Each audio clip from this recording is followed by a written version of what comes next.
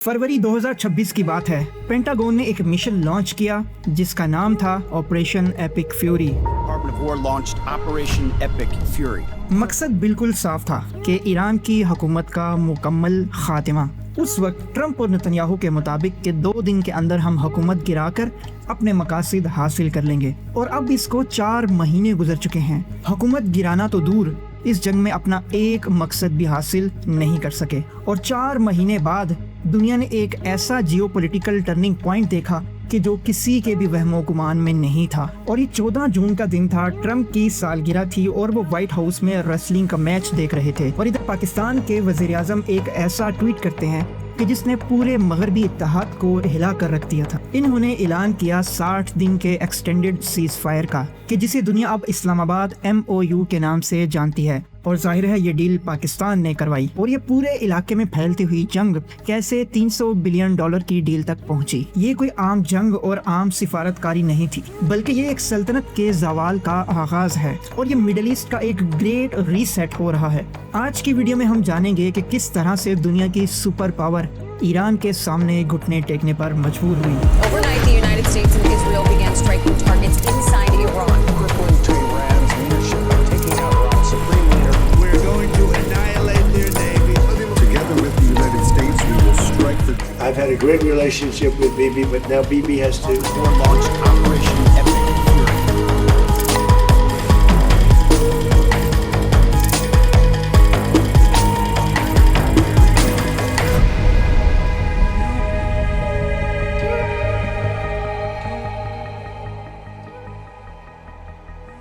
इस डील का सबसे बड़ा झटका ट्रंप और नेतन्याहू के दरमियान टूटता हुआ ताल्लुक है। हैरत की बात यह है कि इस डील को इजरायली कैबिनेट से बिल्कुल खुफिया रखा गया था, और जब नेतन्याहू ने बगावत की और लबनान पर हमले जारी रखने की धमकी दी, तो ट्रंप ने सिफारती आदाब को साइड पर रखकर, जैसा कि वो हमेशा करते हैं, एक ऐसी बात की जिसने दहाइयों की अमरीकी पॉलिसी बदल दी। उन्होंने कहा कि America can not exist without Israel, but Israel can not exist without America. यानी अमेरिका इसराइल के बगैर नहीं रह सकता, लेकिन इसराइल अमेरिका के बगैर वजूद ही नहीं रख सकता। Without me, there would be no Israel, because no other president was willing to do what I did. Without me, there would be no Israel, because no other president was willing to do what I did. I've had a great relationship with Bibi, but now Bibi has to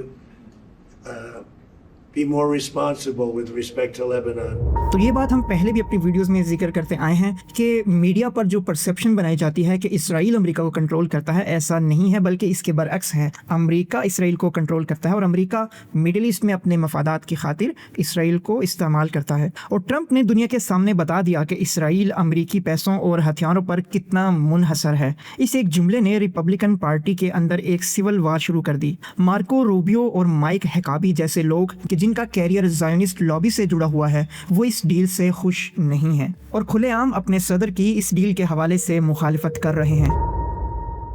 अब बातें हैं इस deal के सबसे खतरनाक हिस्से पर। Intelligence हल्के इसे इंस्ट्रूमेंट ऑफ सरेंडर कह रहे हैं, क्योंकि इसके तहत ईरान अपना न्यूक्लियर स्टेटस को कायम रखेगा, यानी ईरान के सेंट्रीफ्यूजेस चलते रहेंगे, और कानूनी तौर पर अमेरिका अगले 60 दिन तक ईरान पर कोई पाबंदियां नहीं लगा सकता, और ना ही इस इलाके में कोई नई फौज भेज सकता है। और ट्रंप के मुख्तलिफ बयानात भी सामने आ रहे हैं कि ईरान को मिसाइल प्रोग्राम रखने का हक है, न्यूक्लियर प्रोग्राम चलाने का हक है। अगर ईरान के हिमसाई ममालिक को यह हक हासिल है, तो ईरान को भी यह हक हासिल होना चाहिए। अब यहाँ पर माहिरीन की 2 तरह की राय हैं, एक वो जो मुज़ाकरात के हामी हैं, और दूसरा तबका वो जो इन मुज़ाकरात की मुखालफत कर रहे हैं कि ये मुज़ाकरात भी अमेरिका का एक धोखा ही साबित होगा, जैसा कि माज़ी करीब में अमेरिका ईरान के साथ करता आया है कि मुज़ाकरात के दौरान ईरान पर हमला कर देता है, और इस मुज़ाकरात के दौरानिये को इस्तेमाल करके ईरान के खिलाफ नई जंग की तैयारी करता है। और मुज़ाकरात के हामी अफराद और हामी तबके का ये कहना है कि हमने इस डील के ज़रिए से वो कुछ हासिल कर लिया है जो हम पहले मुज़ाकरात के ज़रिए से हासिल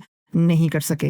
और ज़ाहिर है इन मुज़ाकरात के ज़रिए से ईरान ने अभी तक जो हासिल किया है वो मुकावमत के ज़रिए से ही हासिल किया है। और जैसा कि बयान किया है कि माहिरीन की ये राय भी सामने आ रही है कि अमेरिका ये जो मुज़ाकरात कर रहा है, ये ईरान के ख़िलाफ़ एक बड़ी प्लानिंग की तैयारी की जा रही है। और अब ये आने वाला वक्त बताएगा कि अमेरिका इस मुआहदे की पाबंदी करता है या नहीं, लेकिन तारीख़ बताती है कि अमेरिका कभी भी किसी मुआहदे का पाबंद नहीं रहा।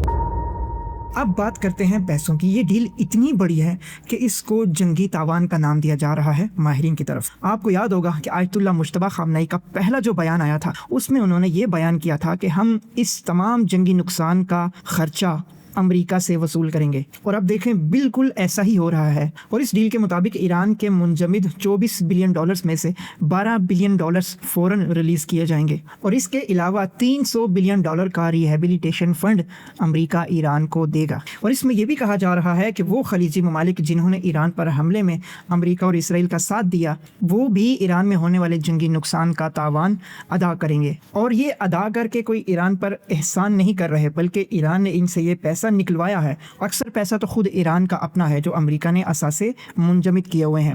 اور ایران نے یہ کہا تھا کہ ہمارا جتنا بھی جنگی نقصان ہوا ہے وہ ہم آپ لوگوں سے وصول کریں گے. لہٰذا ایران نے یہ مذاکرات کے بل بوتے پر حاصل نہیں کیا بلکہ طاقت کے بل بوتے پر دنیا کی سپر پاور کو گھٹنے ٹیکنے پر مجبور کر دیا ہے. دنیا کے بڑے ماہرین اور ایکسپرٹس اور سیاسی جو افراد ہیں اور جو بڑے بڑے میڈیا ہاؤسز ہیں انہوں نے یہ واضح طور پر ڈکلیئر کیا ہے کہ ایران اس جنگ میں فاتح ہے. جیسے نیو یارک ٹائم نے بھی یہ بات واضح طور پر کہی کہ یہ معاہدہ امریکہ کی شکست اور ایران کی جیت ہے. اب ماہرین کے مطابق امریکہ کیوں مجبور ہوا یہ معاہدہ قبول کرنے پر؟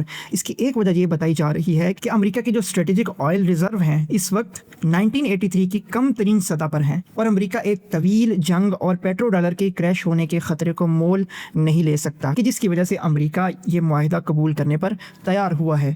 یہ تو ایک وجہ تھی لیکن اس کے پیچھے جو ایک کور جو بنیادی وجہ ہے وہ ایران کی مقاومت و استقامت ہے کہ یہ دنیا طاقت کی زبان سمجھتی ہے. اور ساری دنیا نے یہ دیکھ لیا کہ امریکہ اور اسرائیل یہ صرف طاقت کی زبان سمجھتے ہیں. اس معاہدے کے مطابق امریکہ نے اپنا جو نیول بلاکیڈ لگایا ہوا تھا وہ مکمل طور پر اٹھا لیا ہے. اسرائیل اور امریکہ نے ایران پر جو دباؤ ڈالنے والی پالیسی اختیار کی ہوئی تھی اس کا کوئی فائدہ نہیں ہوا اور ایران اب دنیا کی سب سے اہم گزرگاہ پر گزرنے والے بحری جہازوں سے ٹول ٹیکس وصول کرے گا. اور انہوں نے دنیا کی اس سب سے اہم گزرگاہ پر اپنا ایک مستقل ٹول بوتھ لگا لیا ہے. اور بعض ماہرین کے مطابق کہ ایران کو ابھی ایٹم بم کی ضرورت نہیں ہے کیونکہ ان کے پاس ایک ایسا ہتھیار آ گیا ہے کہ جس کے ذریعے سے وہ کسی ایک ملک کو نہیں بلکہ پوری دنیا کی معیشت کو مشکل میں ڈال سکتے ہیں. اس MOU کی سب سے بڑی شرط یہ ہے کہ امریکہ ایک فائنل ڈیل کے 30 دن کے اندر ایران کے گرد و نواح سے اپنی تمام فوجیں نکال لے گا اور اسے ایک فال آف امپائر مومنٹ کہا جا رہا ہے. اب ماہرین کے مطابق کہ یہ کرنا امریکہ کے لیے خودکشی کے برابر ہوگا لیکن معاہدے میں امریکہ کا اس شرط کو مان لینا ہی امریکہ کی ایک بڑی شکست تصور کی جا رہی ہے. اسرائیل یہاں پر دونوں اطراف سے ہارتا ہوا نظر آ رہا ہے کیونکہ اس معاہدے میں یہ شرط رکھی گئی ہے کہ تمام محاذوں پر جنگ بندی کی جائے گی لبنان سمیت. لیکن اس کے بعد بھی ہم دیکھتے ہیں کہ لبنان پر ابھی بھی اسرائیلی بمباری جاری ہے اور اس بات پر ٹرمپ نے بظاہر میڈیا پر یہ بھی کہا ہے کہ نتنیاہو کو لبنان پر اٹیکس نہیں کرنے چاہیے. لیکن دوسری طرف ماہرین کا یہ کہنا ہے کہ امریکہ بظاہر معاہدہ کر رہا ہے لیکن اسرائیل کو ایسے پیش کر رہا ہے کہ جیسے وہ کسی کی بھی بات نہیں سنتا اور کسی کی بھی بات نہیں مانتا. اور یہ پرسیپشن جان بوجھ کر بنائی جا رہی ہے تاکہ ایک طرف سے اسرائیل کو استعمال کر کے مقاومتی گروہوں اور ایران پر پریشر قائم رکھا جا سکے. اسلام آباد MOU نے فی الحال فوجی آپریشن اور جنگ تو ختم کر دی لیکن سیاسی جنگ اب شروع ہوئی ہے. ابھی ٹرمپ کو یہ ڈیل کانگریس سے اپروو کروانی ہے اور زائونسٹ لابی اس 60 دن کے اندر اندر اس ڈیل کو سبوتاش کرنے کی بھرپور کوشش کر رہی ہے. یہ جنگ اور یہ ڈیل کیا یہ مڈل ایسٹ میں ایک نئے ورلڈ آرڈر کا آغاز ہے جہاں امریکہ اپنی چودراہٹ سے پیچھے ہٹ رہا ہے یا پھر یہ گرتی ہوئی سلطنت کی آخری کوشش ہے اپنے آپ کو بچانے کی؟ اگلے 60 دن یہ فیصلہ کریں گے کہ یہ گریٹ ریسیٹ ایک نئی شروعات ہے یا پھر اس سے بھی بڑے طوفان سے پہلے کی خاموشی.